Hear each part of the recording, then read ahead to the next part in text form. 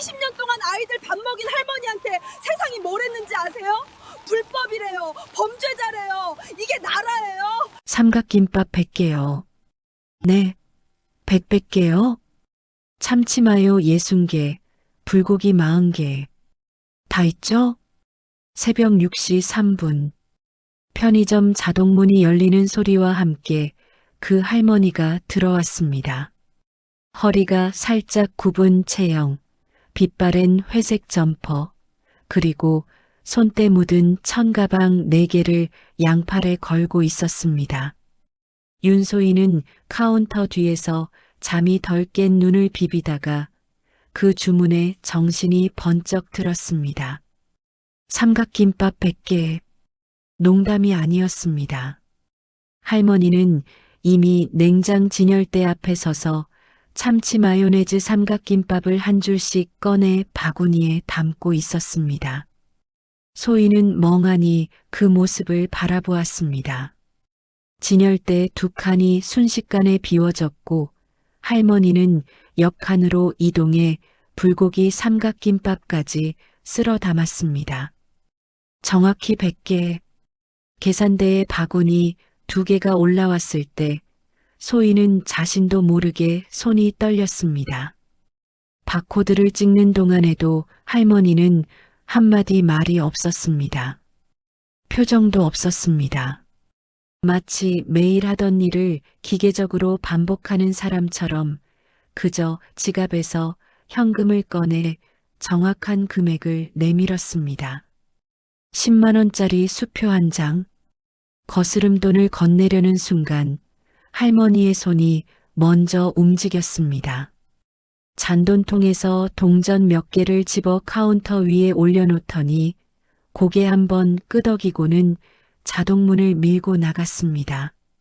새벽 공기가 훅 들어왔다가 문이 닫히며 다시 정적이 찾아왔습니다. 소희는 한동안 그 자리에 서 있었습니다. 방금 무슨 일이 일어난 건지 정리가 되지 않았습니다. 삼각김밥 100개를 사간 손님.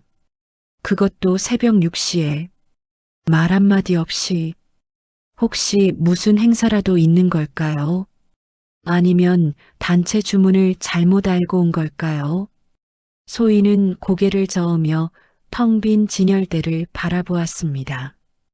그날 이후 할머니는 매일 왔습니다.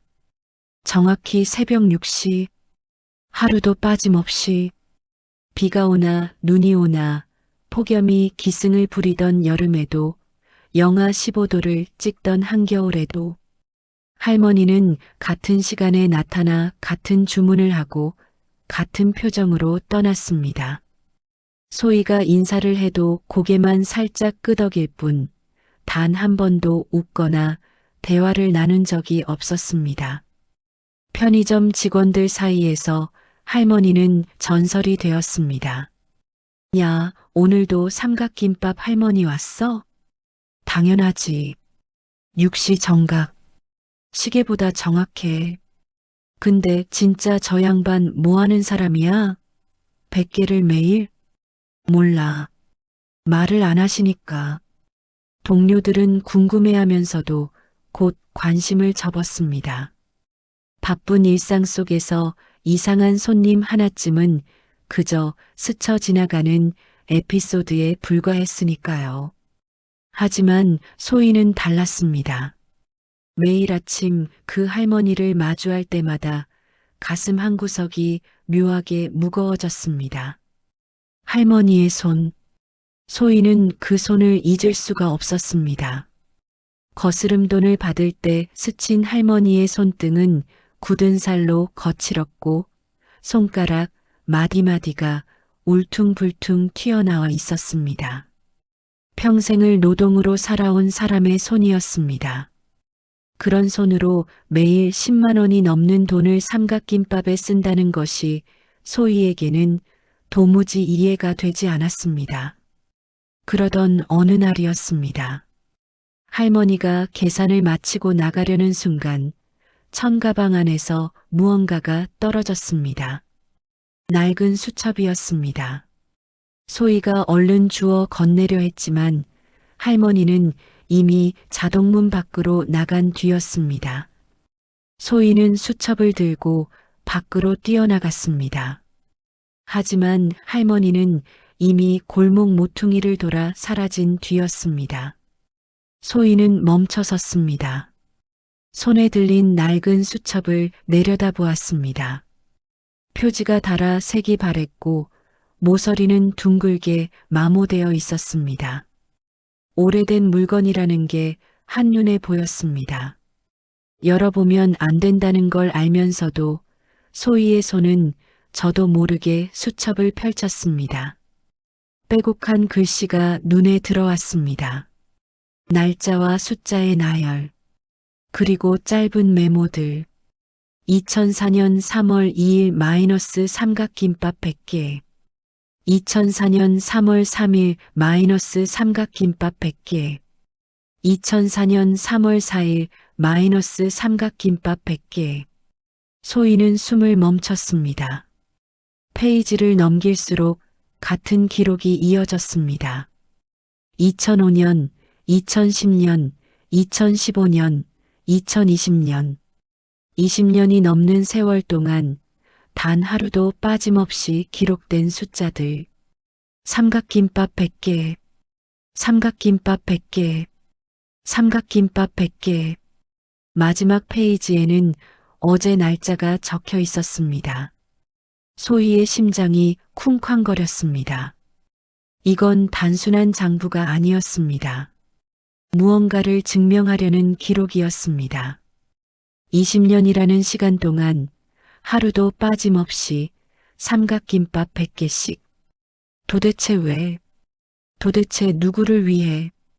소희는 결심했습니다. 내일은 반드시 알아내겠다고. 그 할머니가 삼각김밥 100개를 들고 어디로 가는지, 그 끝에 무엇이 있는지. 다음 날 새벽 소희는 평소보다 1시간 일찍 출근했습니다. 편의점 창고에서 재고 정리를 핑계로 시간을 보내며 6시가 되기만을 기다렸습니다.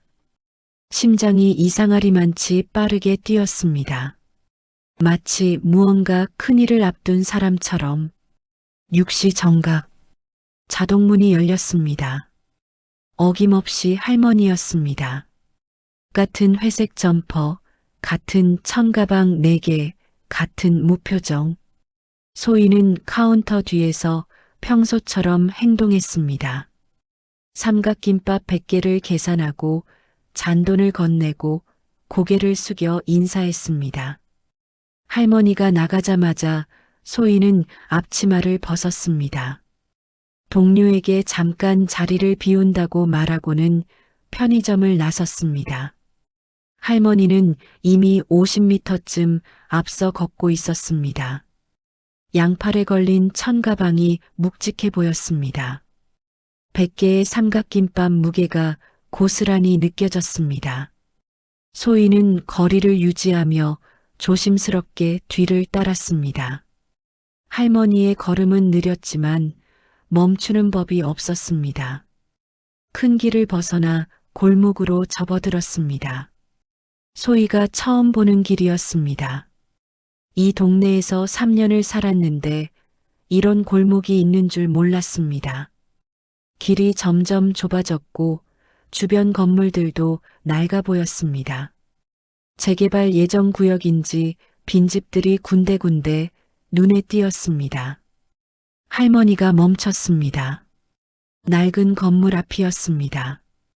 예전에 창고로 쓰였던 것 같은 2층 건물. 외벽 페인트가 벗겨져 있었고 창문 유리 몇 장은 깨진 채 비닐로 막아놓았습니다. 언뜻 봐서는 사람이 살 것 같지 않은 곳이었습니다. 할머니는 주변을 한번 둘러보더니 철문을 밀고 안으로 들어갔습니다. 소희는 전봇대 뒤에 몸을 숨겼습니다. 잠시 망설였습니다. 여기까지 따라온 것도 무례한 일인데 안을 엿보는 건 더 심한 게 아닐까요? 하지만 수첩에 적힌 20년의 기록이 머릿속을 떠나지 않았습니다. 소희는 살금살금 건물 쪽으로 다가갔습니다. 철문에 난 작은 틈으로 안을 들여다보았습니다. 소희는 그 순간 숨을 멈췄습니다. 아이들이었습니다. 10명이 넘는 아이들이 건물 1층에 둘러앉아 있었습니다. 가장 어려 보이는 아이는 초등학교 저학년쯤, 가장 큰 아이도 중학생 정도로 보였습니다. 아이들 앞에는 삼각김밥이 놓여 있었고 할머니는 하나씩 비닐을 뜯어 아이들 손에 쥐어주고 있었습니다. 아이들의 옷차림이 눈에 들어왔습니다. 낡고 헐렁한 옷, 소매가 너무 길어 접어 입은 티셔츠, 무릎이 해진 바지, 계절에 맞지 않게 얇은 외투. 하지만 아이들의 얼굴에는 밝은 표정이 있었습니다. 삼각김밥을 받아드는 손이 조심스러웠고 한 입 베어 무는 입가에 작은 미소가 번졌습니다.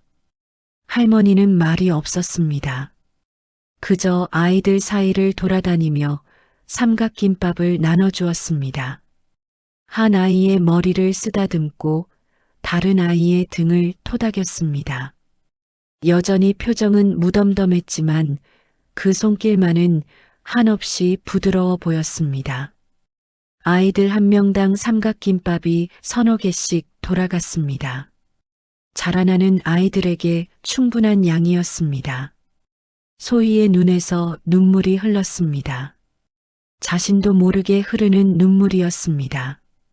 새벽 6시마다 삼각김밥 100개를 사가던 할머니, 말 한마디 없이 현금을 내밀던 할머니, 그 할머니가 20년 동안 해온 일이 이것이었습니다. 아무도 모르게 아무 보상도 바라지 않고 매일 아침 이 아이들에게 밥을 먹이고 있었던 것입니다. 할머니가 움직였습니다. 삼각김밥을 다 나눠주고 나서 할머니는 천가방에서 작은 비닐봉지 여러 개를 꺼냈습니다. 안에는 우유와 바나나가 들어 있었습니다. 할머니는 그것마저 아이들에게 하나씩 건네주고는 텅 빈 천가방 4개를 접어들었습니다. 그리고 아무 말 없이 건물을 나섰습니다. 소희는 재빨리 몸을 숨겼습니다. 할머니가 지나가는 것을 숨죽여 지켜보았습니다. 할머니의 뒷모습이 골목 끝으로 사라질 때까지 소희는 그 자리에서 움직일 수 없었습니다. 한참 후 소희는 주머니에서 할머니의 수첩을 꺼냈습니다. 어제 주어서 아직 돌려드리지 못한 수첩. 그 안에 적힌 20년의 기록이 이제야 이해되었습니다. 삼각김밥 100개, 삼각김밥 100개, 삼각김밥 100개.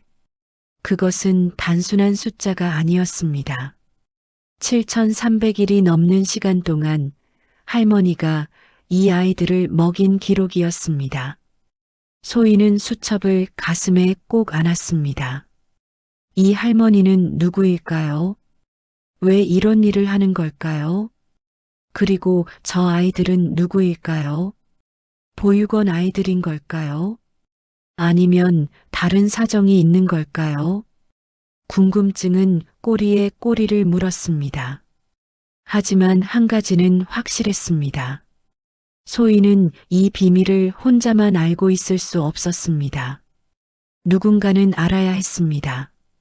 이 할머니가 해온 일을, 이 세상 어딘가에서 묵묵히 선한 일을 하는 사람이 있다는 것을 소희는 편의점으로 돌아가며 생각했습니다.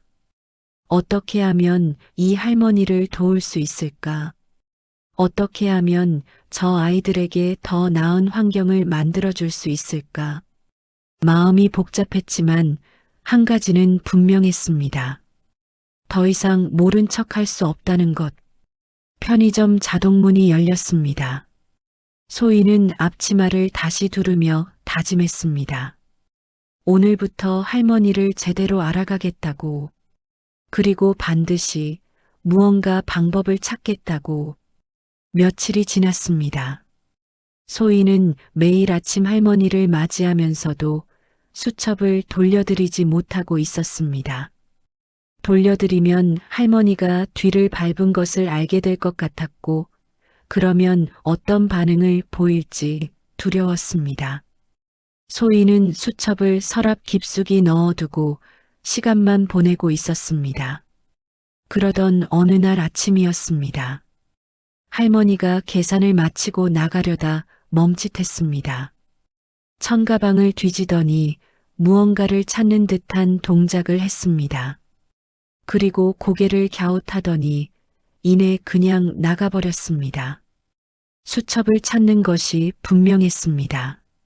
소희는 결심했습니다. 오늘은 돌려드려야겠다고. 더 미루면 안 될 것 같았습니다. 퇴근 후 소희는 수첩을 들고 할머니가 살 것으로 추정되는 동네를 찾아다녔습니다. 창고 건물 근처 골목을 서성이다가 낡은 단층집 앞에서 회색 점퍼를 발견했습니다. 빨랫줄에 널려 있는 그 점퍼는 할머니의 것이 틀림없었습니다. 소희는 대문 앞에서 망설였습니다. 한참을 서 있다가 조심스럽게 문을 두드렸습니다. 안에서 발소리가 들렸습니다. 문이 삐걱거리며 열렸고 할머니의 얼굴이 나타났습니다. 여전히 무표정한 얼굴. 하지만 소희를 보자 눈이 살짝 커졌습니다. 편의점 직원을 알아본 것입니다. 소희는 수첩을 내밀었습니다. 할머니는 수첩을 보더니 한참 동안 아무 말이 없었습니다. 그러다 천천히 손을 뻗어 수첩을 받았습니다. 소희는 고개를 숙였습니다. 미안합니다. 라는 말이 목까지 차올랐지만 나오지 않았습니다. 그때 할머니가 문을 더 열었습니다. 소희는 예상치 못한 반응에 당황했습니다. 할머니는 아무 말 없이 안으로 들어갔고 소희는 어쩔 줄 몰라 서 있었습니다. 잠시 후 할머니가 다시 나타났습니다. 손에는 낡은 통장이 들려 있었습니다. 할머니가 통장을 소희에게 건넸습니다. 소희는 멍하니 그것을 받았습니다. 농협 통장이었습니다.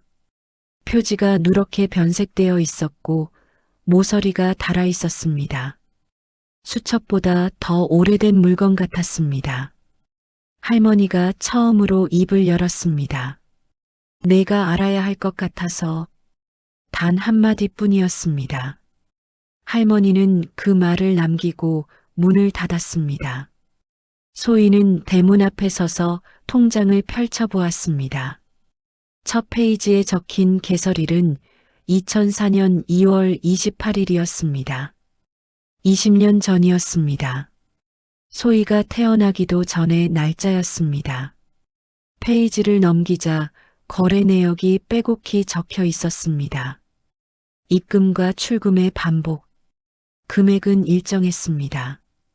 매달 첫째 날 300만 원 입금, 매일 10만 원 안팎 출금. 소희는 계산을 해보았습니다. 매일 10만 원이면 한 달에 300만 원. 입금액과 출금액이 거의 일치했습니다. 할머니는 매달 받는 돈을 전부 삼각김밥에 쓰고 있었던 것입니다. 통장 사이에 무언가 끼워져 있었습니다. 소희가 꺼내보니 영수증 다발이었습니다. 편의점 영수증, 날짜별로 정리되어 고무줄로 묶여 있었습니다. 소희는 한 장을 뽑아보았습니다. 품목은 언제나 같았습니다. 삼각김밥 참치마요 X60, 삼각김밥 불고기 X40, 영수증 뭉치가 20개 이상이었습니다. 각각 수백 장씩 들어있는 것 같았습니다. 소희는 그 무게에 아찔해졌습니다. 20년 동안의 영수증을 전부 모아둔 것입니다. 통장 맨 뒷장에 메모가 적혀 있었습니다. 삐뚤빼뚤한 글씨로 쓰인 짧은 문장들. 2004년 3월 2일 마이너스 시작. 은혜야, 할머니가 네 대신 밥 먹일게. 언젠간 네가 볼 수 있을 거야. 미안하다. 그리고 고맙다. 소희의 손이 떨렸습니다. 은혜. 이 이름은 누구일까요? 할머니의 손녀일까요? 그리고 왜 네 대신이라고 썼을까요? 무슨 사연이 있는 걸까요? 소희는 통장과 영수증을 가슴에 안고 집으로 돌아왔습니다. 밤새 잠을 이룰 수 없었습니다. 20년, 7,000일이 넘는 시간, 매일 새벽 6시에 일어나 편의점으로 향하고 삼각김밥 100개를 사서 아이들에게 나눠주고 그 기록을 빠짐없이 남기는 일, 그것도 누구에게 보여주기 위해서, 은혜라는 이름의 누군가에게.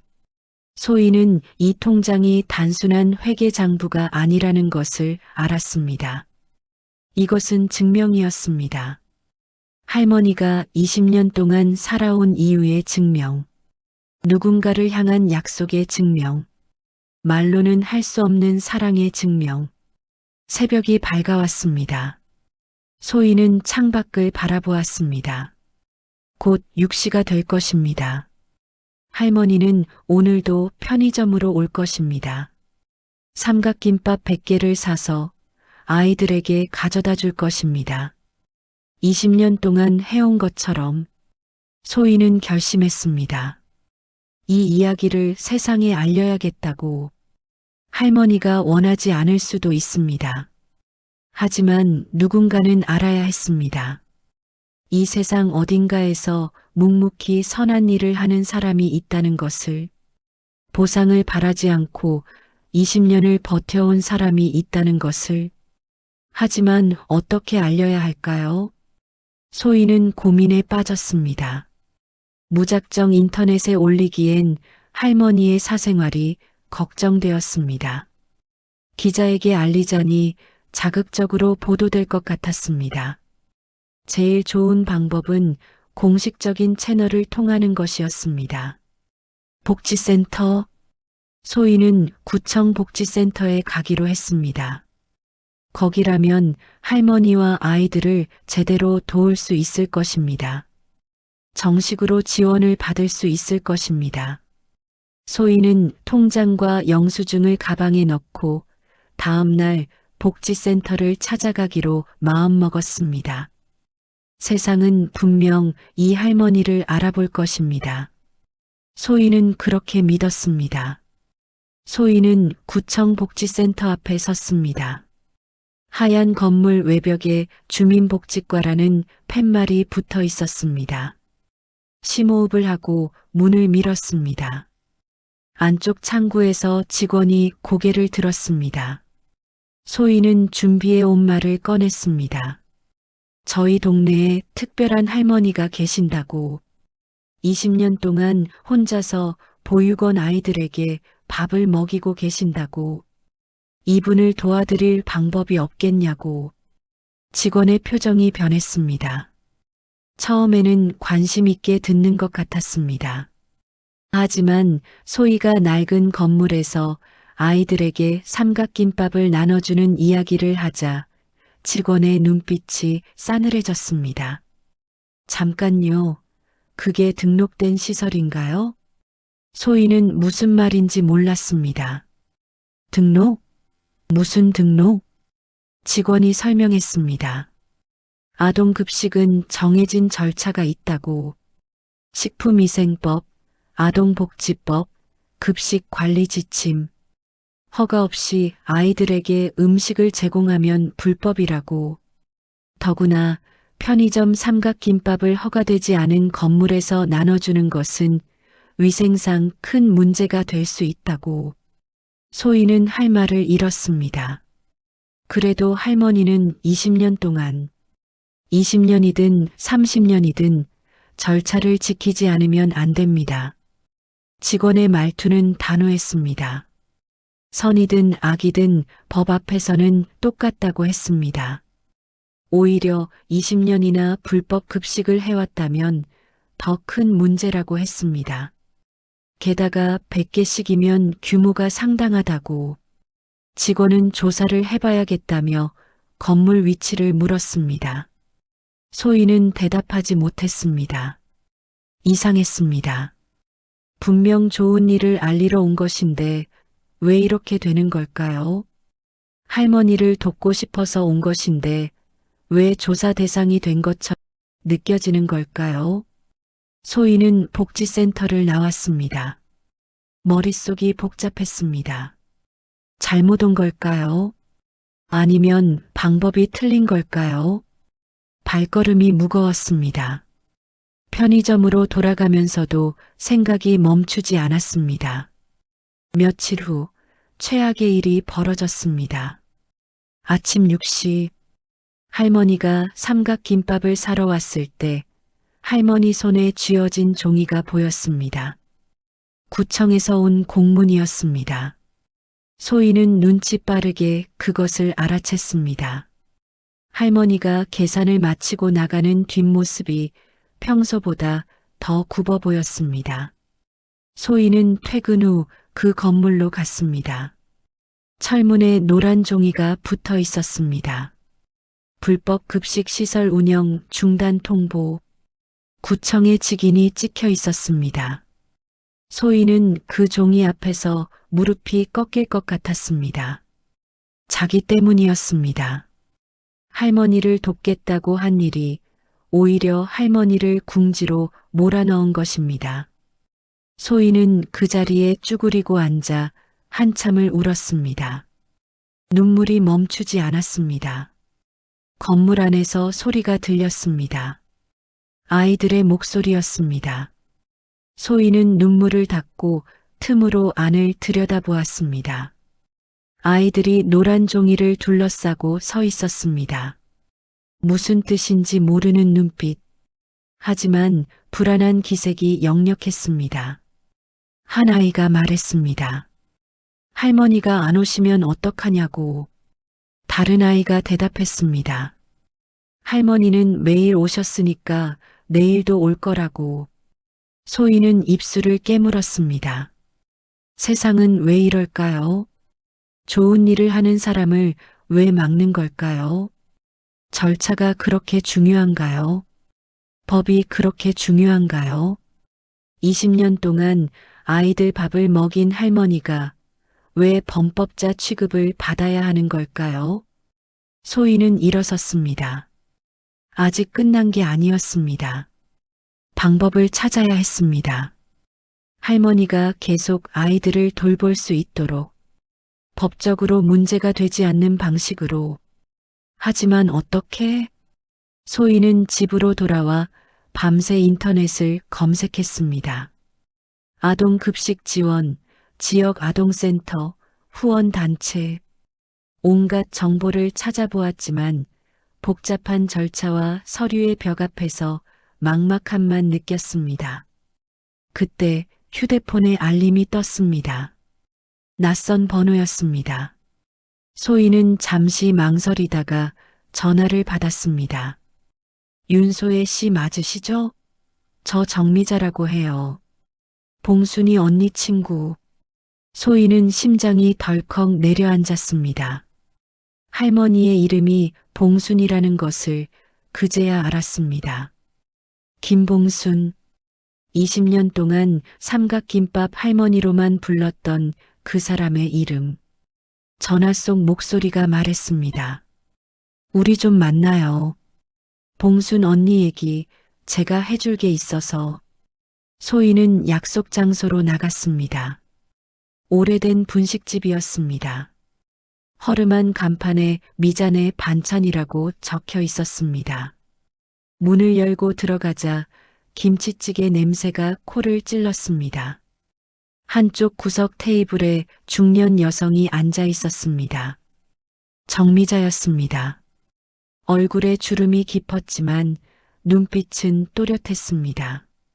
소희가 인사를 하고 앉자 미자는 바로 본론으로 들어갔습니다. 내가 봉순 언니 통장 봤다며. 소희는 고개를 끄덕였습니다. 은혜라는 이름도 봤어? 소희가 다시 끄덕이자 미자의 눈에 눈물이 고였습니다. 미자는 잠시 입술을 깨물더니 천천히 이야기를 시작했습니다. 봉순과 미자는 40년 지기 친구였습니다. 젊었을 때 함께 봉제 공장에서 일했고 결혼 후에도 같은 동네에 살며 자식들을 함께 키웠습니다. 봉순에게는 아들이 하나 있었고 그 아들에게는 딸이 하나 있었습니다. 은혜, 봉순의 유일한 손녀였습니다. 봉순은 은혜를 끔찍이 사랑했습니다. 아들 내외가 맞벌이로 바빴기에 은혜는 사실상 봉순이 키웠습니다. 이유식부터 베네 저고리까지 모든 것을 봉순의 손이 했습니다. 하지만 비극은 갑자기 찾아왔습니다. 은혜가 7살 되던 해 교통사고가 났습니다. 어린이 보호구역에서 벌어진 참사였습니다. 뺑소니 차량이 은혜를 치고 달아났고 은혜는 병원으로 옮겨졌지만 끝내 눈을 뜨지 못했습니다. 봉수는 무너졌습니다. 장례식 내내 한마디도 하지 않았습니다. 울지도 않았습니다. 그저 빈 눈으로 영정 사진만 바라보았습니다. 아들 내외는 슬픔을 이기지 못하고 이혼했고 아들은 다른 지역으로 떠나버렸습니다. 봉수는 홀로 남았습니다. 미자는 눈물을 닦으며 말을 이었습니다. 그때부터 언니가 이상해졌어. 매일 새벽에 나가더라고. 어디 가냐고 물어도 대답을 안 해. 미자가 뒤를 밟아보니 봉수는 보육원으로 가고 있었습니다. 은혜가 다니던 어린이집 근처에 있는 보육원이었습니다. 봉수는 보육원 앞에서 한참을 서 있다가 아이들이 등원하는 것을 지켜보고 돌아왔습니다. 그리고 얼마 후 삼각김밥이 시작되었습니다. 처음엔 20개였어. 보육원 아이들한테 몰래 나눠줬지. 근데 아이들이 점점 늘었어. 입소문이 난 거야. 저 할머니한테 가면 밥 먹을 수 있다고. 20개가 40개가 되고 40개가 60개가 되었습니다. 지금은 매일 100개. 보육원 아이들뿐 아니라 형편이 어려운 동네 아이들까지 봉순을 찾아왔습니다. 소희가 물었습니다. 그 통장 뒤에 적힌 글 은혜한테 보여주려는 거라고요? 미자가 고개를 끄덕였습니다. 언니는 믿어. 은혜가 어디선가 지켜보고 있다고. 그래서 기록을 남기는 거야. 은혜한테 보여주려고. 할머니가 네 대신 밥 먹였다고. 네 목까지 살았다고. 소희의 눈에서 눈물이 흘렀습니다. 20년, 7,300일이 넘는 시간. 봉수는 매일 새벽 일어나 편의점으로 갔습니다. 삼각김밥 100개를 사서 아이들에게 나눠주었습니다.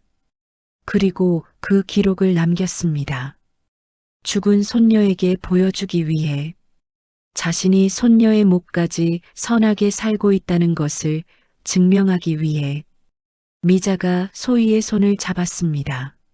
내가 구청에 말한 것도 알아. 봉순 언니한테 통보서 온 것도 알고. 근데 너 탓하지 마. 넌 좋은 마음으로 한 거잖아. 소희는 고개를 저었습니다. 저 때문에 할머니가. 아니야. 언니는 원래 알고 있었어. 언젠간 이렇게 될 거라고. 그래서 더 열심히 기록을 남긴 거야. 자기가 사라져도 기록은 남으니까. 미자가 무언가를 테이블 위에 올려놓았습니다. 편지 봉투였습니다. 낡고 두툼한 봉투. 봉투 겉면에 은혜에게라고 적혀 있었습니다. 이건 언니가 나한테 맡긴 거야. 자기한테 무슨 일이 생기면 열어보라고. 소희는 봉투를 받았습니다. 열어봐도 되냐고 묻자 미자가 고개를 끄덕였습니다. 소희는 떨리는 손으로 봉투를 열었습니다. 안에는 편지가 한 장 들어 있었습니다. 삐뚤빼뚤한 글씨. 은혜야. 할머니가 약속 지켰다. 네가 먹을 밥 다른 아이들한테 먹였다. 네가 받을 사랑 다른 아이들한테 줬다.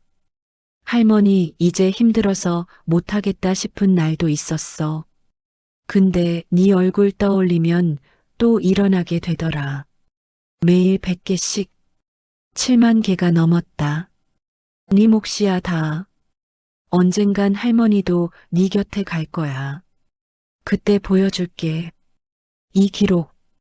할머니가 네 목까지 열심히 살았다는 거. 기다려라. 조금만.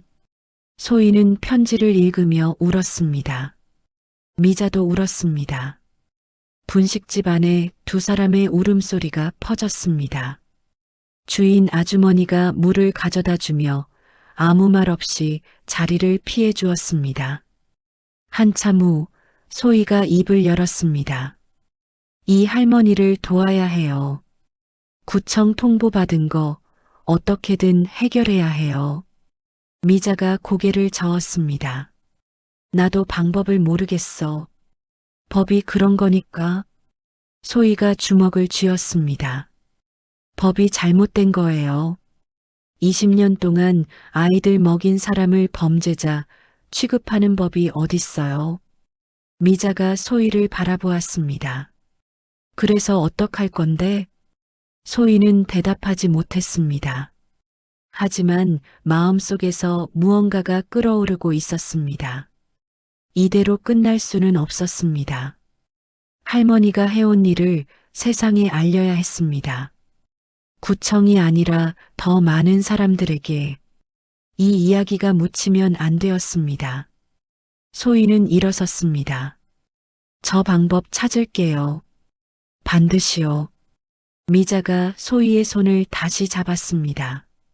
고마워. 내가 알아줘서 언니도 기뻐할 거야. 소희는 분식집을 나왔습니다. 밤하늘에 별이 떠 있었습니다. 소희는 그 별을 바라보며 생각했습니다. 은혜라는 아이가 정말 어디선가 지켜보고 있을까요? 할머니가 20년 동안 해온 일을 알고 있을까요? 알든 모르든 이제 소희가 나설 차례였습니다.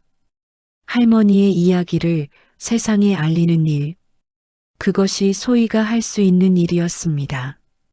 며칠 후 소희는 평소처럼 새벽 근무를 하고 있었습니다. 6시가 다가오자 자동문 쪽을 바라보았습니다. 할머니가 올 시간이었습니다. 하지만 6시 3분이 지나도 10분이 지나도 할머니는 나타나지 않았습니다.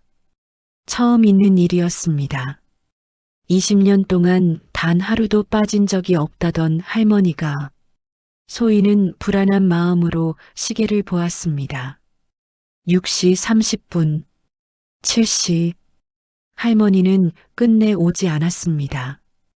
퇴근 후 소희는 곧장 그 건물로 향했습니다. 철문은 굳게 닫혀 있었습니다. 노란 통보서가 여전히 붙어 있었고 안에서는 아무 소리도 들리지 않았습니다. 소희는 문틈으로 안을 들여다보았습니다. 아이들이 보이지 않았습니다. 텅 빈 공간만이 을씨년스럽게 펼쳐져 있었습니다. 무슨 일이 생긴 걸까요? 소희는 미자에게 전화를 걸었습니다.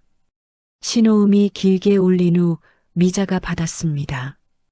미자의 목소리는 평소와 달리 떨리고 있었습니다. 소희야, 너 아직 모르는구나. 미자가 말했습니다. 어젯밤 아이들 중 한 명이 쓰러졌다고. 이찬영이라는 아이였습니다. 평소에도 몸이 약했는데 갑자기 고열과 함께 의식을 잃었다고 합니다. 119에 신고가 들어갔고 아이는 응급실로 실려갔습니다. 소희는 가슴이 철렁 내려앉았습니다. 할머니는요? 할머니는 어디 계세요? 미자가 한숨을 쉬었습니다. 병원에 계셔. 찬영이 의료비 내시려고. 소희는 곧장 병원으로 달려갔습니다. 미자가 알려준 대학병원 응급실. 복도를 뛰어가며 찬영이라는 아이를 찾았습니다. 소아과 병동 앞에서 낯익은 회색 점퍼가 눈에 들어왔습니다. 봉순 할머니였습니다. 할머니는 병동 유리문 앞에 서서 안을 들여다보고 있었습니다. 등이 굽어 있었고 어깨가 축 처져 있었습니다. 소희가 다가가자 할머니가 고개를 돌렸습니다. 눈가에 그늘이 짙었습니다. 밤새 한숨도 못 잔 얼굴이었습니다. 소희는 할머니 옆에 섰습니다. 유리문 너머로 병실이 보였습니다. 하얀 침대에 작은 아이가 누워 있었습니다. 산소호흡기가 코에 연결되어 있었고 링거가 팔에 꽂혀 있었습니다. 창백한 얼굴, 가느다란 숨소리. 소희는 가슴이 먹먹해졌습니다. 찬영이는 보육원 출신 아이였습니다. 부모에게 버림받고 보육원에서 자랐습니다. 보육원을 나온 후에도 갈 곳이 없어 그 건물에서 지내고 있었습니다. 선천적으로 심장이 약해서 무리하면 안 되는 몸이었지만 제대로 된 치료를 받은 적이 없었습니다. 의료보험도 없고 보호자도 없으니까요. 할머니가 입을 열었습니다. 목소리가 갈라져 있었습니다. 의사 선생님이 수술이 필요하다고 했답니다. 심장 판막에 문제가 있어서 빨리 수술하지 않으면 위험하다고. 하지만 수술비가 3천만 원이 넘는다고 합니다. 3천만 원. 할머니에게는 없는 돈이었습니다. 매달 받는 300만 원은 전부 삼각김밥에 쓰고 있었으니까요. 저축이라고는 한 푼도 없었습니다. 할머니는 그 사실을 담담하게 말했습니다. 마치 남의 일처럼. 소희가 물었습니다. 그럼 어떻게 하실 거냐고. 할머니가 품에서 무언가를 꺼냈습니다. 낡은 봉투였습니다. 할머니가 봉투를 열자 안에서 돈다발이 보였습니다. 10,000원짜리 지폐가 빼곡히 들어 있었습니다. 이거 20년 동안 모은 거야. 소희는 눈이 휘둥그레졌습니다. 매달 300만 원을 전부 삼각김밥에 쓴다고 했는데 어떻게 돈을 모을 수 있었을까요? 할머니가 설명했습니다. 삼각김밥 사고 남는 잔돈이 있었다고. 하루에 몇백 원씩. 그걸 20년 동안 모았다고 합니다. 동전 저금통에 하나씩 넣어두었다가 가끔 은행에 가서 지폐로 바꿨다고요. 언젠가 아이들에게 큰 일이 생기면 쓰려고 모아둔 거라고 했습니다. 봉투 안에는 800만 원이 들어 있었습니다. 20년 동안 잔돈을 모아 800만 원. 할머니의 전 재산이었습니다. 하지만 수술비 3천만 원에는 턱없이 부족했습니다. 할머니가 봉투를 소희에게 건넸습니다. 이거 찬영이한테 써줘. 나머지는 나도 모르겠어. 소희는 봉투를 받지 못했습니다. 손이 떨렸습니다. 할머니의 20년이 담긴 돈을 어떻게 받을 수 있겠습니까? 그때 병실 문이 열렸습니다. 간호사가 나와서 보호자를 찾았습니다.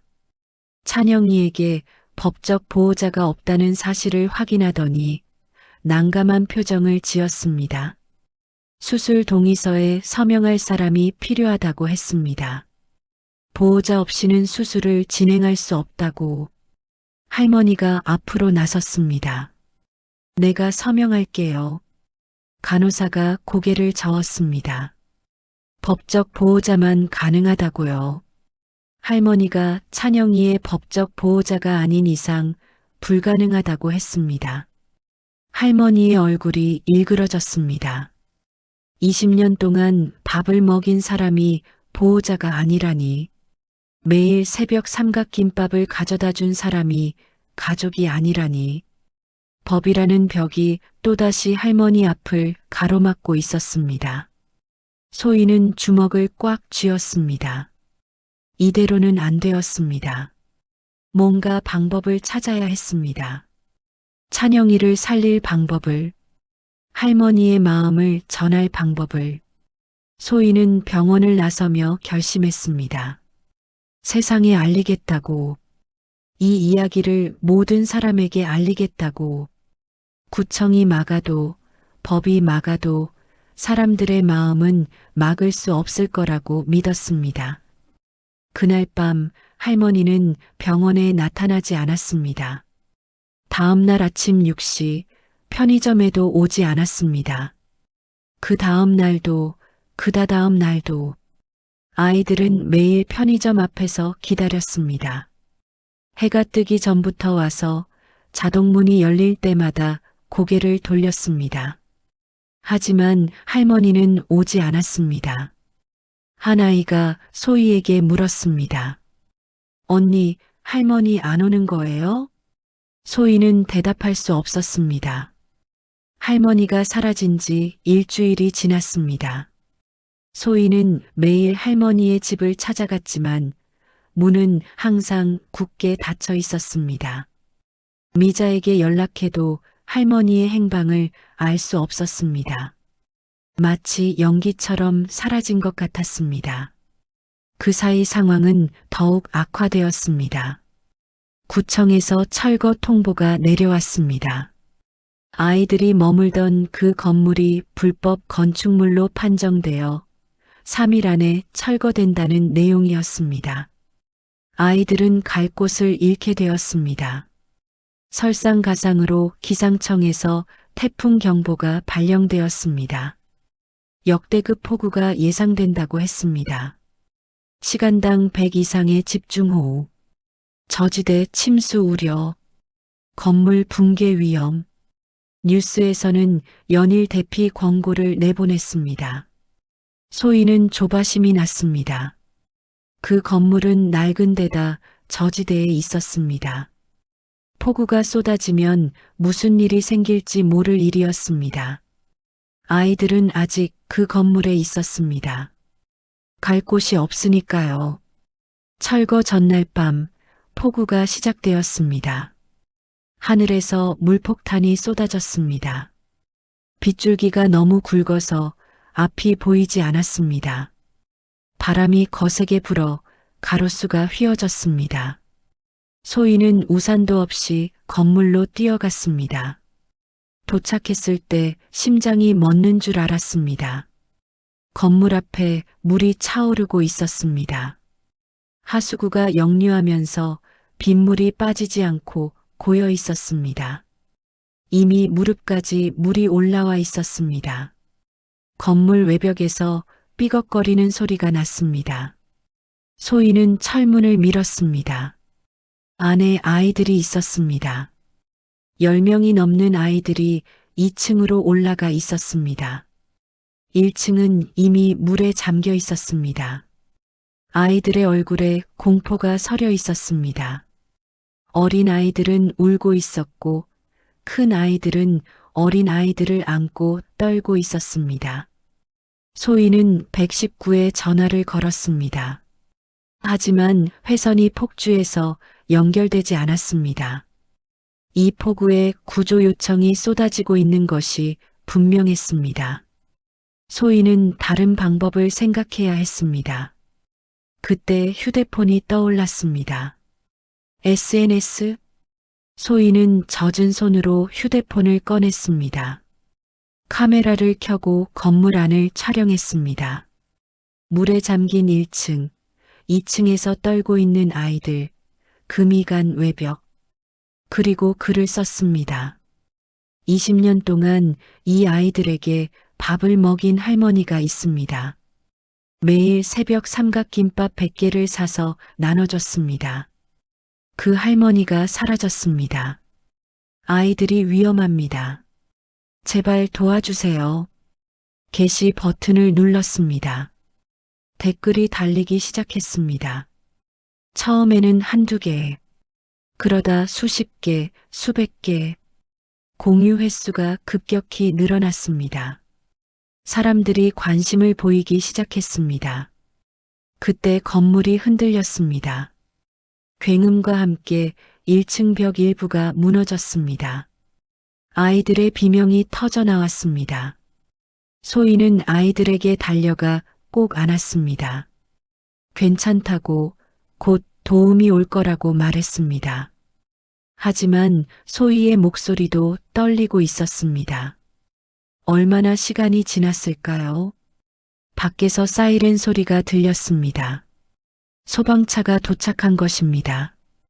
SNS를 본 누군가가 신고를 한 것 같았습니다. 소방관들이 사다리를 타고 2층으로 올라왔습니다. 아이들을 한 명씩 안전하게 내려보냈습니다. 소희도 구조되었습니다. 밖으로 나오자 기자들이 몰려 있었습니다.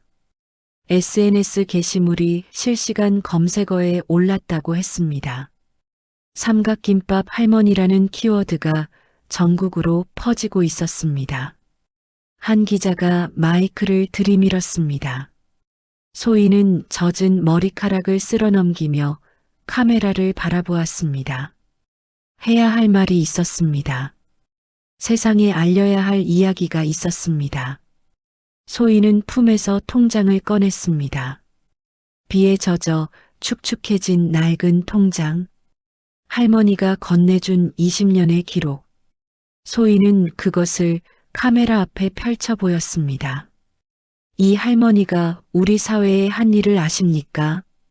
소희의 목소리가 폭우 속에서 울려 퍼졌습니다. 20년 동안 매일 새벽 6시에 삼각김밥 100개를 샀습니다. 비가 오나 눈이 오나 단 하루도 빠진 적이 없습니다. 그 삼각김밥을 보육원 아이들에게 나눠줬습니다. 아무도 모르게, 아무 보상도 바라지 않고 기자들의 카메라 플래시가 터졌습니다. 이 통장에 20년간의 기록이 전부 남아 있습니다. 73만 개가 넘는 삼각김밥. 이 할머니가 아이들에게 먹인 밥입니다. 소희의 눈에서 눈물이 흘렀습니다. 빗물인지 눈물인지 구분이 되지 않았습니다. 그런데 세상은 이 할머니를 범죄자 취급했습니다. 불법 급식이라고요. 위생 문제라고요. 그래서 할머니가 사라졌습니다. 아이들을 두고 사라졌습니다. 소희는 카메라를 똑바로 바라보았습니다. 제발 이 할머니를 찾아주세요. 그리고 이 아이들을 도와주세요. 병원에 아픈 아이가 있습니다. 수술비가 없어서 죽어가고 있습니다. 제발이요. 그 장면이 생중계되었습니다. 전국으로 퍼져나갔습니다. 다음 날 아침 세상이 뒤집어졌습니다. 삼각김밥 할머니가 모든 뉴스의 헤드라인을 장식했습니다. 아침 뉴스부터 저녁 뉴스까지 모든 방송에서 이 이야기를 다뤘습니다. 인터넷은 관련 글로 도배되었습니다. 소희의 SNS 게시물은 하루 만에 100만 회 이상 공유되었습니다. 사람들의 반응은 폭발적이었습니다. 댓글이 수만 개 달렸습니다.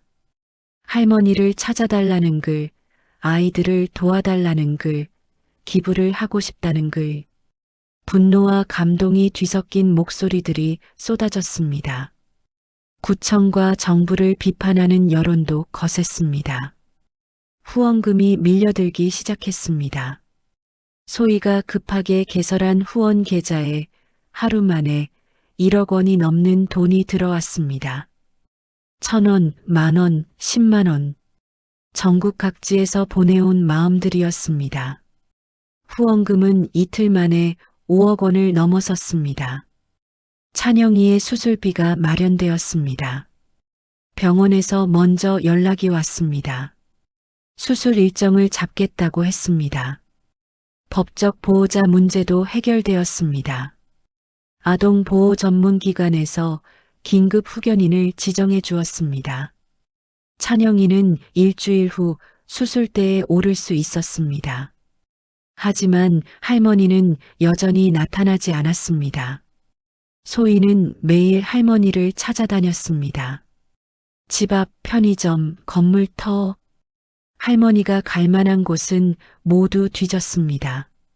하지만 흔적조차 찾을 수 없었습니다. 사흘째 되던 날 미자에게서 연락이 왔습니다. 할머니를 찾았다고 했습니다. 소희는 미자가 알려준 주소로 달려갔습니다. 도심에서 한참 벗어난 외곽지역, 작은 요양원이었습니다. 소희는 요양원 안으로 들어갔습니다. 복도를 지나 병실 앞에 섰습니다. 문을 열자 할머니가 보였습니다. 침대에 누워 있었습니다. 얼굴이 많이 야위어 있었고 팔에 링거가 꽂혀 있었습니다. 할머니가 소희를 보았습니다. 눈빛은 여전히 맑았습니다. 하지만 몸이 예전 같지 않았습니다. 미자가 옆에서 설명해 주었습니다. 찬영이 일로 충격을 받아 쓰러지셨다고, 과로와 스트레스가 겹쳐 몸이 버티지 못한 거라고 했습니다. 소희는 할머니 침대 옆에 앉았습니다. 세상이 할머니를 찾고 있다고 말했습니다. 후원금이 모였다고, 찬영이 수술을 받게 되었다고, 아이들이 임시보호시설로 옮겨졌다고, 전부 다 잘 되고 있다고 말했습니다. 할머니는 아무 말 없이 듣고 있었습니다. 소희가 통장을 꺼냈습니다. 비에 젖어 쭈글쭈글해진 통장. 기자들 앞에서 펼쳐 보였던 그 통장을 할머니에게 돌려드렸습니다. 할머니, 세상이 알게 됐어요. 할머니가 한 일을요. 할머니의 눈에서 눈물이 흘렀습니다. 20년 만에 처음 보는 할머니의 눈물이었습니다. 소희도 울었습니다. 미자도 울었습니다. 작은 병실 안에서 세 사람이 함께 울었습니다. 며칠 후 언론에서 취재 요청이 쏟아졌습니다. 방송국, 신문사, 잡지사 모두가 할머니를 인터뷰하고 싶어 했습니다. 하지만 할머니는 모든 인터뷰를 거절했습니다. 자신은 특별한 일을 한 게 아니라고, 그냥 해야 할 일을 했을 뿐이라고 했습니다. 대신 할머니는 한 가지를 부탁했습니다. 통장 안에 있던 것을 세상에 보여달라고. 소희는 통장을 다시 펼쳤습니다. 영수증 다발 사이에 뭔가 더 있었습니다. 예전에는 보지 못했던 것들이었습니다. 편지였습니다. 아이들이 쓴 편지, 작은 종이에 삐뚤빼뚤하게 쓴 글씨들, 수백 장, 아니 수천 장이 넘는 편지가 통장 사이사이에 끼워져 있었습니다. 할머니 고마워요. 오늘 삼각김밥 맛있었어요. 할머니가 제일 좋아요. 나중에 크면 할머니한테 밥 해드릴게요. 소희는 편지를 한 장씩 읽었습니다. 20년 동안 아이들이 쓴 감사 편지. 1만 장이 넘었습니다. 할머니는 그 편지를 한 장도 버리지 않고 모아두었던 것입니다. 이 사실이 알려지자 전국이 다시 한번 울었습니다. 73만 개의 삼각김밥, 1만 장의 감사 편지, 20년의 시간, 숫자로는 다 담을 수 없는 사랑이 거기에 있었습니다. 한 달이 지났습니다. 찬영이의 수술은 성공적이었습니다. 의사는 조금만 늦었으면 위험할 뻔했다고 말했습니다. 찬영이는 회복실에서 눈을 뜨자마자 할머니를 찾았습니다. 할머니가 병실로 찾아왔을 때 찬영이는 울면서 할머니 손을 잡았습니다. 그 장면을 본 의료진도 눈물을 훔쳤습니다. 아이들의 상황도 달라지고 있었습니다. 폭우에 무너진 건물 대신 새로운 보금자리가 마련되었습니다. 후원금으로 작은 건물을 임대하여 수리했습니다. 낡았지만 튼튼한 2층 건물. 창문으로 햇살이 들어오고 마당에는 작은 화단도 있었습니다. 그곳에 이름이 붙었습니다. 봉순 사랑방. 할머니의 이름을 딴 것입니다. 할머니는 처음에 펄쩍 뛰며 거절했습니다. 자기 이름을 붙이면 안 된다고 부끄럽다고 했습니다. 하지만 아이들이 원했습니다. 할머니 이름이 붙은 곳에서 살고 싶다고요. 결국 할머니도 고개를 끄덕였습니다.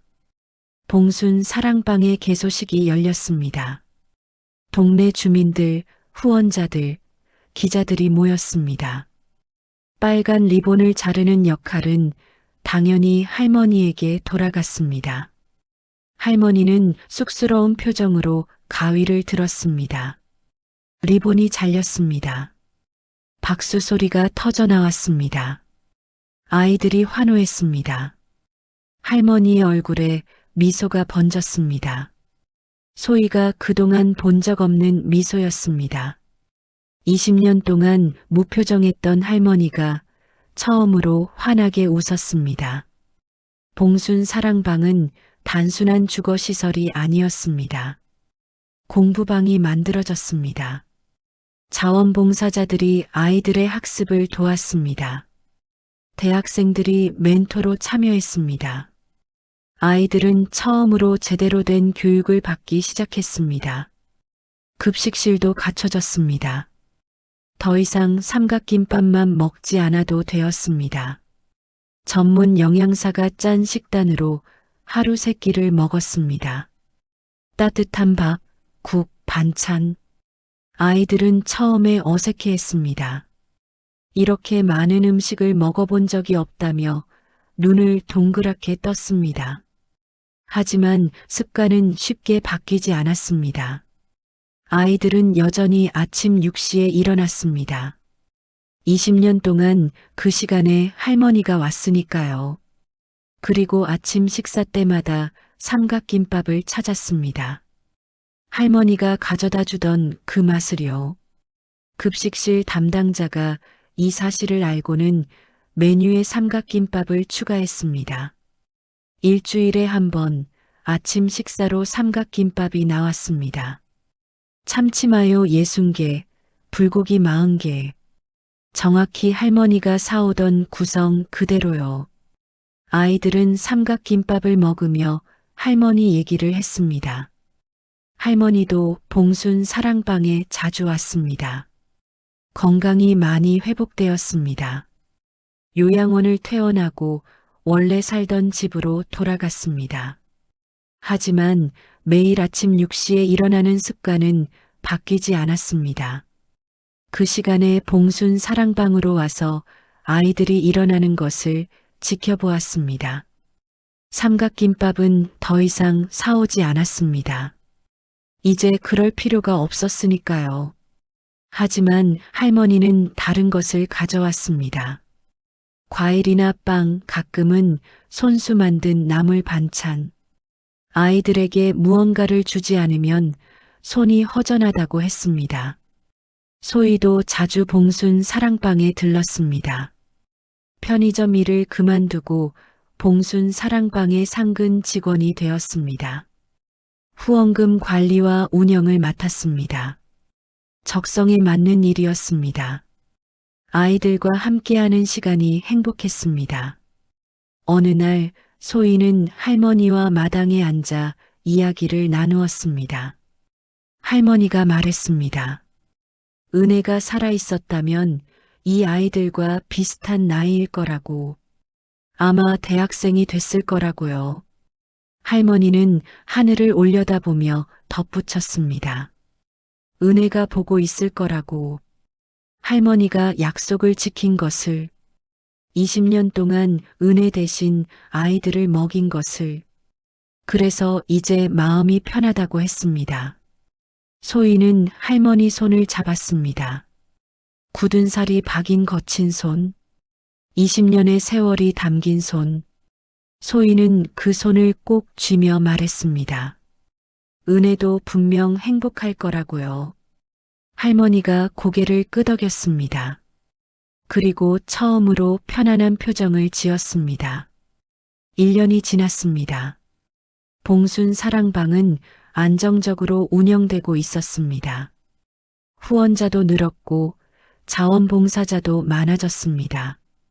아이들은 하나둘 자립을 준비하고 있었습니다. 큰 아이들 중 몇 명은 검정고시를 통과했고 대학 진학을 준비하는 아이도 생겼습니다. 찬영이도 건강을 되찾았습니다. 수술 후 꾸준히 재활을 받아 이제는 또래 아이들처럼 뛰어놀 수 있게 되었습니다. 찬영이의 꿈은 의사가 되는 것이었습니다. 자신처럼 아픈 아이들을 고쳐주고 싶다고 했습니다. 봄이 왔습니다. 봉순 사랑방 마당에 심어둔 꽃들이 피어났습니다. 할머니가 직접 심은 꽃들이었습니다. 개나리, 진달래, 튤립, 형형색색의 꽃들이 마당을 가득 채웠습니다. 아이들은 꽃밭에서 뛰어놀았습니다. 할머니는 마당 한쪽에 작은 텃밭도 만들었습니다. 상추, 고추, 토마토를 심었습니다. 매일 아침 물을 주고 잡초를 뽑고 자라는 것을 지켜보았습니다. 아이들도 틈틈이 와서 할머니를 도왔습니다. 흙을 만지고 씨앗을 심고 물을 뿌리는 것이 즐거웠습니다. 어느 화창한 오후였습니다. 할머니는 텃밭 옆 낮은 의자에 앉아 있었습니다. 햇살이 따스했습니다. 바람이 부드럽게 불었습니다. 마당에서 아이들이 웃고 떠드는 소리가 들려왔습니다. 할머니는 눈을 감았습니다. 20년 전 일이 떠올랐습니다. 은혜가 떠난 날, 장례식장에서 아무것도 느낄 수 없었던 그날, 앞으로 어떻게 살아야 할지 막막했던 그 시간, 그때 할머니는 결심했습니다. 은혜 대신 다른 아이들을 먹이겠다고, 은혜가 받지 못한 사랑을 다른 아이들에게 주겠다고. 그렇게 20년이 흘렀습니다.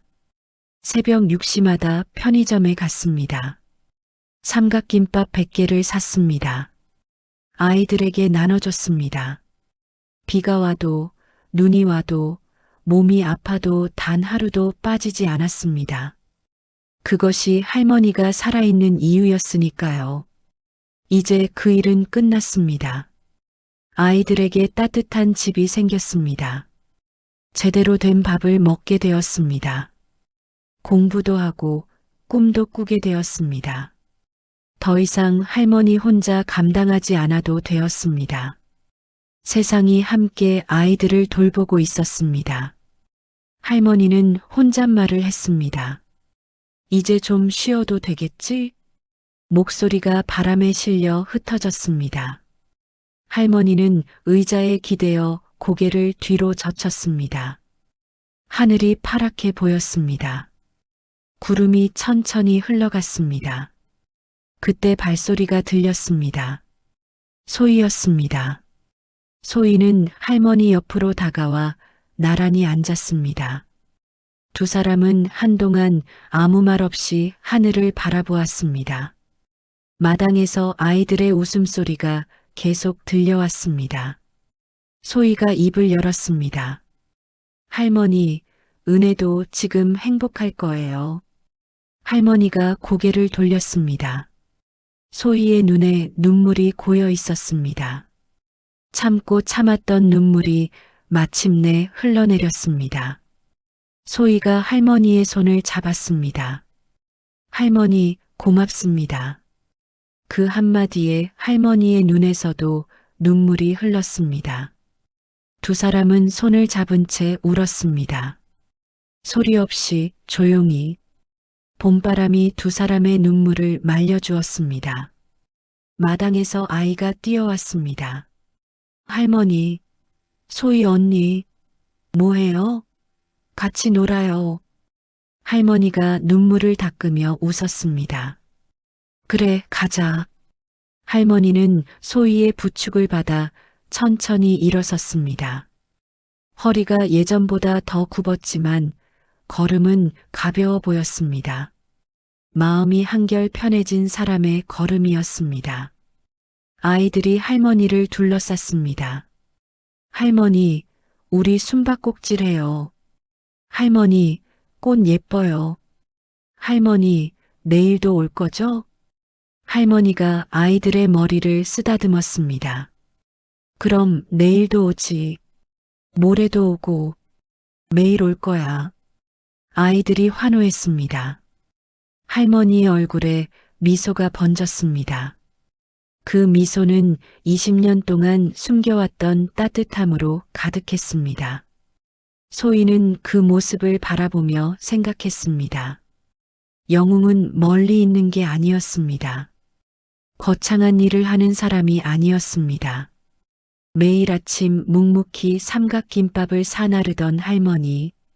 아무도 몰라줘도 아무 보상이 없어도 20년을 한결같이 버텨온 사람.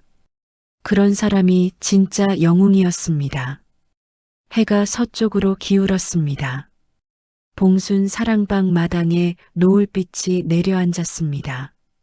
할머니와 아이들, 그리고 소희의 그림자가 길게 늘어졌습니다. 그 모습이 마치 한 폭의 그림 같았습니다. 언젠가 이 이야기는 잊혀질지도 모릅니다. 하지만 할머니가 남긴 것은 영원히 남을 것입니다. 73만 개의 삼각김밥, 1만 장의 감사 편지, 20년의 사랑, 그리고 그 사랑을 받고 자란 아이들. 아이들은 어른이 되어 또 다른 아이들을 돌볼 것입니다.